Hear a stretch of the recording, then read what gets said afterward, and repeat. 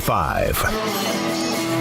Last week, the College Football Hall of Fame announced their list of nominees, and there's like 80 people. It's almost impossible to whittle down. So I thought I would do a couple of top fives this week on some guys who are on the ballot and some guys that maybe look at. This today is the must-haves. I think if you're going to put anybody in the class, these five are must-haves in the class.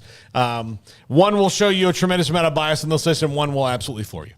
At number 5, Michael Bishop, quarterback, Kansas State.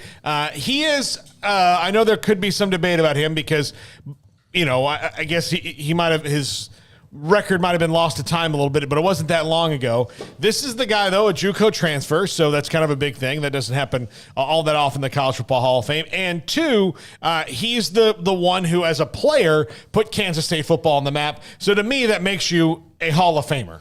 Bill Snyder put him on the map, but he was the guy that took him over. He was the player that did. Yes, he was the one that was the difference maker.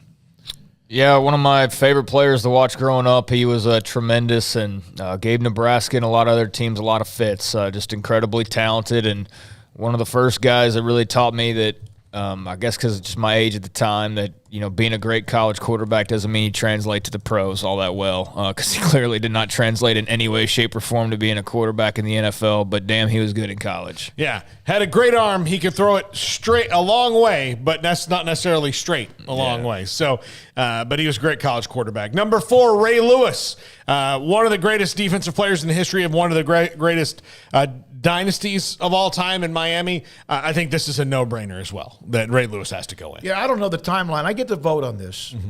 And the names, there's like you said, there's too many names to be able to get in this year. And I don't know. Then here's a new chunk next year. I don't know when the timeline of when you're on the ballot, but I can't imagine he's been on the ballot very long. But he's been gone. It's been a while. Yeah, a lot of these guys. Yeah. I mean, Michael Bishop. 98. I think we vote it. There's a large list for the current modern day, the high level. I think we vote 8 to 12 names. I don't think it's 12. I think it's more like 8. And man, it's hard.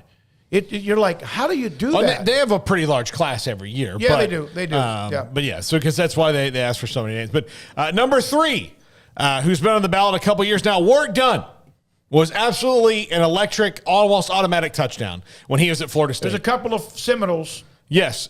Look, and one of them is Sebastian Janikowski, who we'll get to. Those 3 Seminoles. Later in the week. Peter Warrick also. All 3 of them will be in one. I'm not worried about them getting in. I'm just. Who was better, Warrick or Dunn? Warrick Dunn. I mean, I think so. I mean, I would love to see them play on the same team. They weren't too far apart, but yeah, I think Warrick Dunn was, okay. And they were both really special. Of course, if you want to talk about, and Warrick Dunn might be in the top 10 greatest Seminoles of all time in that program. So, and Peter Warrick's probably just outside that. Number 2, Reggie Bush. One of the most exciting college football players I've ever seen. I don't think there's any doubt about that. I mean, and outside of a mediocre and up and down national championship game in 2005, one of the most fun college football seasons from an individual player I ever watched. Yeah, he's. I wondered about his eligibility because I wonder if there's any attachment to the Heisman Trophy and his name being erased. But that he's on. Well, I absolutely voted for him. It's over at USC. Might as well be over everywhere else. So, yeah, great player. Dynamic. I mean, obviously. I don't feel like I even need to say anything. It's Reggie freaking Bush. Like, what do I need to validate here? I mean, yeah, it's Reggie Bush. He deserves to be in the College Football Hall of Fame. He deserves his Heisman Trophy too. Yeah. And number 1, Tim Tebow. I want you guys to understand this. The number 1 most important person to put in the College Football Hall of Fame this year is a person I do not like with extreme prejudice.